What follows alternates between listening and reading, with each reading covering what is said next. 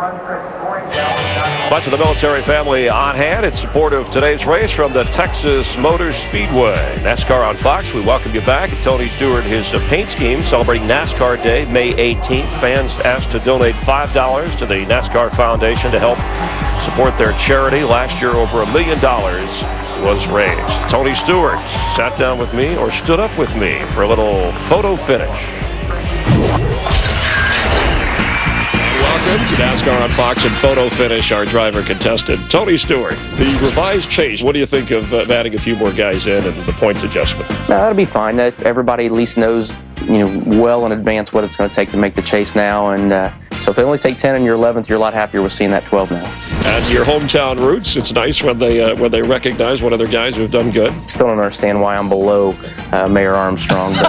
But that's a young Tony Stewart, with your parents saying, "Hey, yes, you're going to be a driver one day." It was pretty much set, I think, before I even knew it was set. I looked pretty comfortable there, I think. Yeah, here we go. Tony and the Dairy Queen. I see trophies all over. She had success early. Yeah, we were winning races, and we had probably the coolest sponsor an 8 or 9 year old kid could ever have. I know you're a big Colt fan. Yes. And so this had to be special for you. Absolutely, to see somebody of the caliber of Peyton Manning and the Colts, and awesome for the state of Indiana. And one of your favorite moments at the Brickyard? Yeah, winning the Brickyard, that was still to this day the best day of my life. You definitely don't mind looking at that picture over and over and over.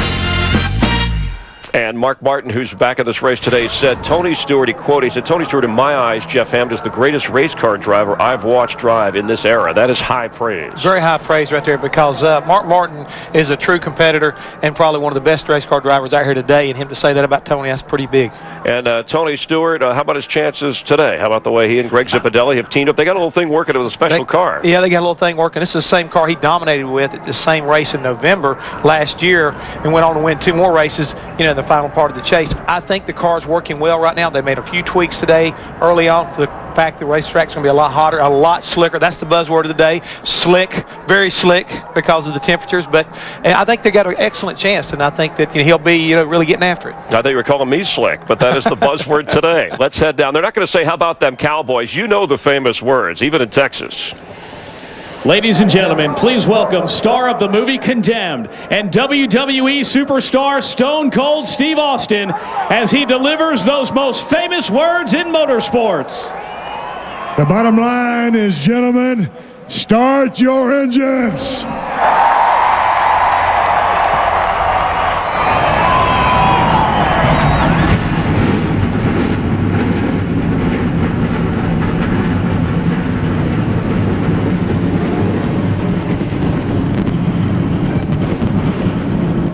And to take us through the 500 miles here, bumper, no bump, let's go to the front of the line. And Mike Joy. Mike? Thanks, Chris, and hi, everybody. There's that saying that everything is bigger in Texas, and this Speedway bears that out. It's one of the biggest crowds of the entire season. It's one of the fastest, if not the fastest, tracks in NASCAR. It has the longest streak of no repeat winners of any racetrack. And things are freaky here, like Freaky Friday. We had tornadoes touch down. We had a rainstorm. And Darrell, today, 95 years ago, Titanic hit an iceberg. So what do we got? Man, I don't know. That's a lot of history right there. Did you see the look on his face? I hope we're not going to make that kind of history today. No. But what we've got is unknowns. These guys have practiced in all kind of conditions, and now the sun's out at 70 degrees. I'd feel real good about myself and my car if I ran good here last year. I'd go back to my notes, because we're very similar conditions of what we had here last year. Go back to your notebook, talk to your teammates. I'd feel pretty good about my chances. And the great unknown here today is the weather. It's so nice. And that's not what we've dealt with the last couple days, Larry. No, I mean, it's great for the fans because we've not seen the sun since we've been here. But you mentioned it, Mike. I think the key factor, one of the fastest racetracks that we go to, these guys are trying to run around here almost wide open, over 200 miles an hour getting in the corner. And Jeff Hammond nailed it a while ago. You heard him say it's going to be slick. It's not going to have near the grip. A lot of changes this morning in the garage area. And I think the guy, using DW's word, that anticipates what this track's going to do, keeps up with the changes on pit stops, he'll be the one that goes to victory lane. That was a Texas-sized iceberg, by the way. Let's have a look at Texas Motor Speedway from the driver's seat. AutoZone presents DW's Drive and Ride. We back in one of the things that I love about this racetrack, and so do all the other guys, is how fast this baby is. These guys are running around here at 200 miles an hour, and they're talking to the crew. They say, okay, I'm down into turn 1. Yeah! I go across the bumps. Bam, bam, bam, bam, bam, right there. I'm across the bumps. I'm wide open. Yahoo! I made it! Ah! But Darrell, as they go off here into turn 1 and in the middle of turn 2, where they really fix the bumps. Let me see, Jeff. Little bumpy there, down on the bottom. Yeah, there's a little bump, but not enough to upset the car. I think it's good. All I can tell you about this joint, better tighten up your seatbelts, boys, because she is fast. Hold on tight. One more time. Ride 'em, Cowboys. Yeah, I used to think it was a helmet that made Jack that way. Now I'm not so sure. Today's FedEx Racetracks. Our question comes from Hartsville, South Carolina, and Joey Poston. The car of tomorrow, Larry, working 1 week with this year's car and 1 week with the car tomorrow, which we'll have again at Phoenix. How tough's that on the teams? Well, it's really not a challenge, I don't think, for the drivers or the crew chief, because that's a huge adjustment to be made even if you're running one car. The big adjustment and the challenge is back at the shops. They're not calling it the car tomorrow. They're calling it the car of working overtime. Yes, it is. Send your questions to foxsports.com, keyword FedEx, and we may choose yours for one of our FedEx Racetrack segments.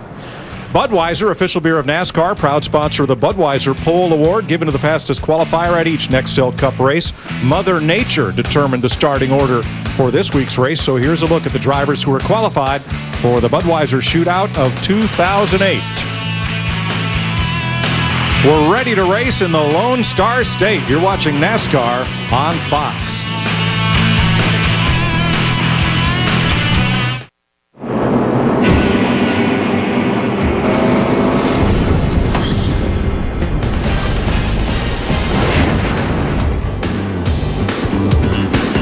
Hey, let's now that we're back, let's see if Tony Stewart will give us a shout here. Let's see if we can get him on the radio.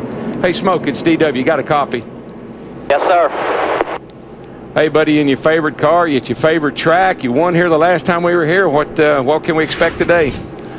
I'm pretty excited about it. I'm most excited to see this sunshine out here, get some heat in this racetrack, so it'll give up a little bit of grip here. But, you know, the big thing yesterday in happy hours, Zippy and the guys in his Home Depot car did a really good job of getting a good balance and, you know, at the same time making it real adjustable, so no matter whether we get tight or loose, we got room to go either way today. Yeah, you think you can end that Hendrick dominance today? I hope so. I think all of us are trying to figure out how we can do that. So that's the goal. I mean, we'll see what happens, but you know, definitely feel like we got a shot, but we'll know in 500 miles. Well, you look good sitting up in there, like your helmet. You look like you're comfortable. Hammer down, bud. All right, man, we'll try. Tony Stewart rolls off 9th today. Let's get late-breaking stories from pit road, beginning with Steve Burns. Yeah, thanks, Mike. In just 10 years, this race has skyrocketed in terms of prestige and popularity. 200,000 fans from 46 states are here to watch this event. 500 media members are here to see which one of 43 drivers will win this event, worth $7.2 million, the third richest purse of the year. Dick Berggren.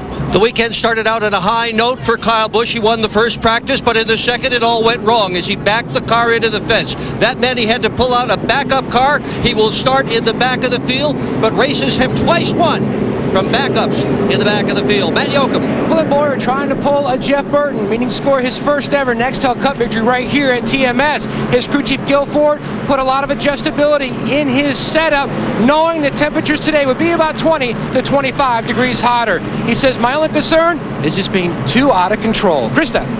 Tony Stewart and his team have been the class of the field all weekend. What could they possibly have to worry about? That weather and that adjustability. That's exactly what the 20 team did. The team said the best car who guessed the best to the weather conditions. That's the team that's going to win this race. Let's go straight to our keys to the race.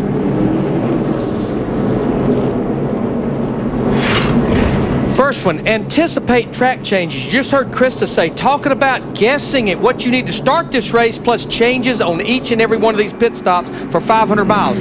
Engine durability, 500 miles, about half the Chevrolet teams have that new engine package, the R07, that has not raced in a 500-mile race yet. And you know what? Going back to the Busch race yesterday, you may want fresh tires, but don't pit too early because the old caution might burn you. Short pitting sometimes backfires.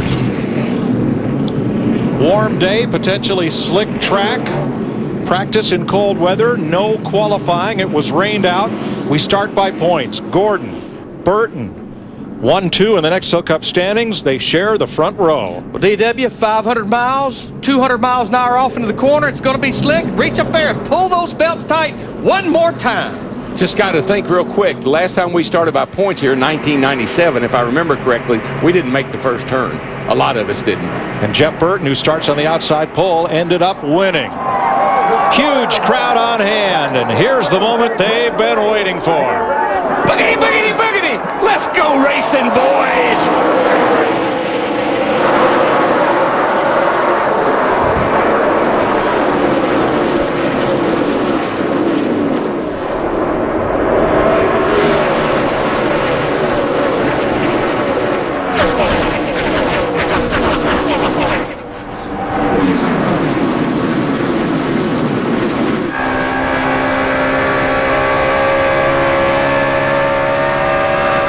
Our points leader, Jeff Gordon, he'll get those 5 Trouble already off turn 4. J.J. Yaley. David Reagan.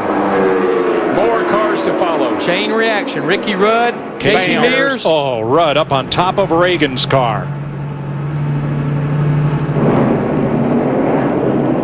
What was that about? Last time I remember I start by points here. Iceberg, dead ahead. Come on around.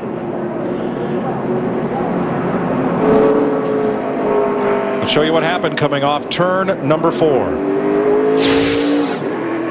Watch the 18 and the 6 side by side left of your screen. Oh, the 6 car just pushes up into Yaley in the 18, and that started the whole mess. Then they come back out into the racetrack right here, and that's what created the rest of the problem. Here comes Rudd. Watch this thing back up on top of that 6 car. Ricky was trying to slow up, Darrell, and got turned around, got hit from behind and turned around. You know, I don't think it hurt Rudd's car much.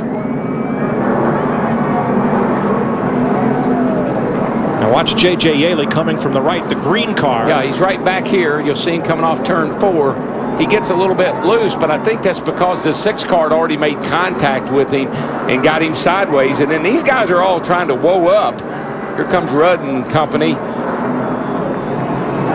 Johnny Sauter in the 70 had to go down through the grass. He was back there behind Ricky Rudd, but I think J.J. Yaley, the 18 car, he was as high on the racetrack as he could go. Yeah, Reagan just, there's not a lot of grip on the first couple of laps, and Reagan just got it back in the gas, pushed up into him. I know Rudd's car's got some damage, but I think it might be repairable. Let's watch from Johnny Sauter, who started 35th. Go inside, way inside. Whoa, whoa, whoa. I like that. Whoa, whoa, whoa. Okay, I think you're good, Johnny. But you're right, Darrell. They need to try to fix that 88 car. You heard Jeff Hammond in the pre-race talk about the guys at the back side of the top 35. He's fighting to stay in the top 35 to be locked in the show. David Reagan started the season top 5 in the Daytona 500. Things have not gone so well of late. Had a good race yesterday, but not today.